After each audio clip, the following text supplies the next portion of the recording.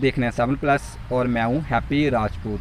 आज हमारी खास बातचीत करने के लिए मौजूद हैं सामाजिक कार्यकर्ता सरबजीत शर्मा जी, और आपको बता दें ये कांग्रेस पार्टी के जनरल सेक्रेटरी भी हैं। तो आज हम इनसे चर्चा भी करेंगे और जम्मू कश्मीर की बातें भी करेंगे। तो सबसे पहले सर स्वागत है आपका। धन्यवाद। हमारा सबसे पहले सवाल आपसे रहेगा, कांग्रेस के अब जनरल सेक्रेटरी भी हैं, तो उस ओहदे में आप हमें बताइए कि विपक्ष जो जम्मू कश्मीर में कैसा रोल निभा रहा है, तो इसके बारे में आप क्या कहेंगे? हमारा रोल बेहतरीन है और हम अपोजिशन का बेहतरीन रोल कर रहे हैं। हम जनता के बीच हैं और जनता की आवाज़ को हमेशा उठाते रहते हैं। आप देखते रहते हैं कि हमने कई बार सरकार को, जैसे तेल के पेट्रोलियम के रेट्स को लेकर, हॉस्पिटल की जो व्यवस्था को लेकर, कई ऐसे मुद्दे जो आज प्रेजेंट अभी कोविड के दौरान भी लोगों को जो मुश्किलात आई, उनको लेकर हम सड़क पे भी आए और हम सरकार और सिस्टम के ख़िलाफ़ भी हुए और हमने मजबूर किया कि वो जनता के पास जाएं।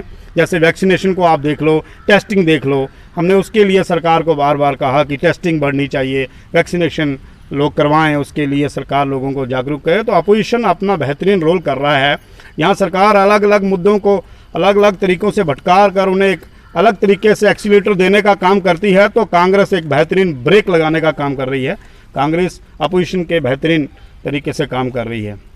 बात करेंगे मेडिकल सुंदरबनी हॉस्पिटल की बात करें तो वहाँ पे बिल्डिंग जो है काफ़ी देर से बिल्डिंग बनी हुई है, पर अभी तक वो बिल्डिंग का काम अधूरा है। लगभग 5 साल से ये बिल्डिंग बनी हुई है और ये अभी तक अधूरी है। इसके बारे में क्या कहेंगे सर आप?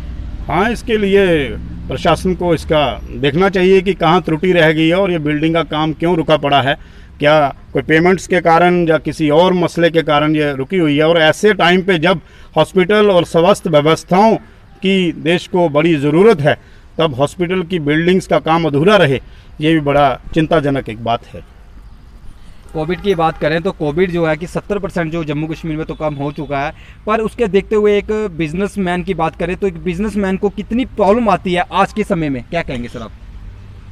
बिजनेसमैन तो बहुत बड़ी बात है। यहाँ पर सुंदरबनी म्यूनसिपलिटी में छोटे छोटे दुकानदार हैं जो एक दिहाड़ीदार की तरह ही सुबह दुकान खोलते हैं और शाम को बंद होती है, और वो भी 4-4 महीने से दुकानें बंद हैं। कभी कोई एक दुकान खुलती है तो दूसरी दुकान बंद रहती है, और इस दौरान लॉकडाउन, कंप्लीट लॉकडाउन भी रहा, और ख़ासकर जो छोटे व्यापारी हैं, छोटे दुकानदार हैं, उनने बहुत मुश्किल वक्त गुजारा है। और सरकार को इस हालात को देखते हुए दुकानदारों को, छोटे व्यापारियों को आर्थिक मदद करनी चाहिए। यहाँ आपने पहले देखा कि सरकार ने आर्थिक मदद के नाम पर इनके जो लोन्स थे, जो इनकी बैंक की लिमिट्स थी, उनको इंक्रीज़ किया, उनको बढ़ाया। वो ऐसा है, किसी व्यक्ति ने अगर 50 किलो वजन उठाया है, आप उस पर 20 किलो और डाल रहे हो, वो मदद नहीं है, वो उसको बिल्कुल मारना बोलते हैं, उसको बिल्कुल दबाना बोलते हैं। सरकार को, जैसे कि आप मानो कि 4 महीने लॉकडाउन रहा, तो 4 महीने बैंक की इंस्टॉलमेंट, लोन्स, इंटरेस्ट सरकार फ्रीज तो कर सकती थी, बंद कर सकती थी, लेकिन नहीं। दुकानें बंद हैं, कारोबार बंद है, सब ठप है, और जो भी बैंकिंग सेक्टर है वो रेट ऑफ इंटरेस्ट और इंस्टॉलमेंट्स टाइमली लोगों से ले रहा है। अगर लोग कमाएंगे नहीं, लोगों को खाने के लिए अनाज नहीं है, वो बैंक के लोन्स कैसे देंगे? ये दुकानदार ख़त्म हो जाएंगे। मेरी सरकार से, प्रशासन से हाथ जोड़कर ये विनती है, गुजारिश है। मैं खुद एक छोटा सा दुकानदार हूँ और छोटा सा ट्रांसपोर्टर भी हूँ, लेकिन हमने देखा, मैं उनके बीच रहता हूँ, मैं खुद हूँ, तो मुझे पता है हालात बद से बदतर हैं। और प्रशासन का जो रवैया और जो प्रशासन का तरीका है, वो लोगों में विश्वास का अभाव पैदा करता है, विश्वास बना नहीं सकता। बात करें एजुकेशन की, बात करें तो पिछले साल भी एजुकेशन कोविड-19 को देखते हुए तो पढ़ाई में बच्चे कहीं ना कहीं डिस्टर्ब रहे। तो बात इस साल की करेंगे तो इस साल भी बच्चे जो डिस्टर्ब हैं, तो सब पढ़ाई के बारे में क्या कहेंगे? एजुकेशन देश का भविष्य, बच्चे देश का भविष्य, आने वाला भविष्य। यहाँ सरकार, बात करें जम्मू कश्मीर के युवा की बात करें तो युवा जो है सड़कों में रहते हैं। बात करें रोजगार की बात करें तो आजकल बेरोजगारी जो बढ़ती जा रही है जम्मू कश्मीर में, इसमें क्या कहेंगे सर आप? बेरोज़गारी का बुरा आलम है, नौजवान हताश है। जो नौजवान चाहता है कि अपने क्षेत्र के लिए, अपने घर के लिए, अपने देश के लिए कुछ करे, एक पढ़ा लिखा नौजवान आज दर दर की ठोकरें खा रहा है। उसको यह समझ नहीं आ रहा कि अपना जीवन यापन कैसे करेगा। और कोविड भी कारण हो सकता है, लेकिन बेरोज़गारी ने पिछले 47 साल का रिकॉर्ड तोड़ा है। और बेरोजगारी और बढ़ रही है। इसकी तरफ सरकार का क्या रुख है, क्या ध्यान है और क्या प्रयास हैं, सरकार को सामने आके फ्रंट फुट आके इसका जवाब देना चाहिए। और इन सवालों से बचते हैं वो। यहाँ हमारे नेताओं को सवाल क्या पूछे जाते हैं और जवाब क्या देते हैं। बड़े अफसोस की बात है कि जिन लोगों को हमने भारी बहुमत देकर लोगों ने जिनको असेंबली और पार्लियामेंट तक पहुंचाया, जब लोगों की बात आती है, लोगों की मुश्किलात की, उनके स्वास्थ्य, शिक्षा, रोजगार, सड़क, बिजली, पानी की बात आती है, तो वो मुद्दों से भटकते हैं या जनता को भटकाते हैं। ये उनकी राजनीति हमारी समझ से परे है। बात करेंगे जम्मू कश्मीर को आने वाले दिनों में आप कैसा देखते हैं? क्या देखेंगे जी, हालात बेहतर होने चाहिए। सरकार को जनता की जो मौजूदा स्थिति है, जो परेशानियां हैं, उन पे काम करना चाहिए।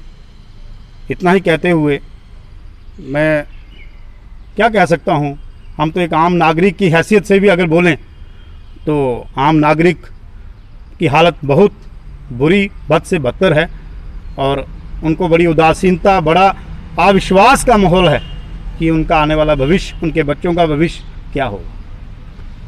कांग्रेस के जनरल सेक्रेटरी हैं आप, तो हम उस ओहदे से आपसे जानना चाहेंगे कि कांग्रेस आने वाले दिनों में कैसा काम करेगी और आने वाले दिनों में क्या विपक्ष ही रहेगी जहां अपनी जो है सरकार जम्मू कश्मीर में वापस बना पाएगी? देखिए, सरकार में आना या ना आना ये अलग बात है। मैं राजनीति से जुड़ी कोई बात नहीं करना चाहता, मैं आम नागरिक की बात करना चाहता हूँ। अगर जनता कांग्रेस को या कांग्रेस के नेताओं को इस काबिल समझती है कि वो आगे आएँ और जनता का बेहतर तरीके से कुछ कर सकते हैं, तो जनता को कांग्रेस के साथ आना चाहिए।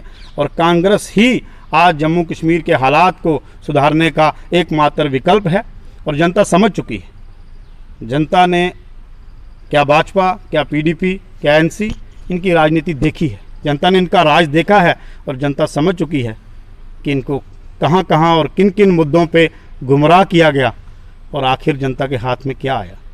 कुछ नहीं आया। उदासीनता आई, बेरोजगारी आई, भुखमरी आई।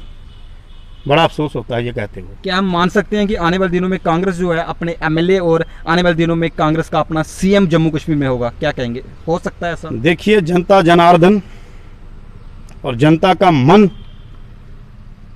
अब जो फैसला लेगा वो एक बहुत बड़ा बदलाव होगा। स्टेट बननी चाहिए। जब 370 में संशोधन किया गया तब भी हमारे गृह मंत्री जी ने कहा कि जम्मू कश्मीर को बहुत जल्द हम एक राज्य का दर्जा देंगे और उनको इसके लिए प्रयास करना चाहिए। और जनता भी चाहती है कि जम्मू कश्मीर को स्टेट बनाना चाहिए। धन्यवाद सर आपका। जी शुक्रिया बहुत। ये थे सरबजीत शर्मा जी, सामाजिक कार्यकर्ता और जनरल सेक्रेटरी कांग्रेस पार्टी के। इनसे हमने जम्मू कश्मीर की बात की और उन्हें बहुत अच्छी बातें जो जम्मू कश्मीर के लोगों के लिए बताई है। तो धन्यवाद।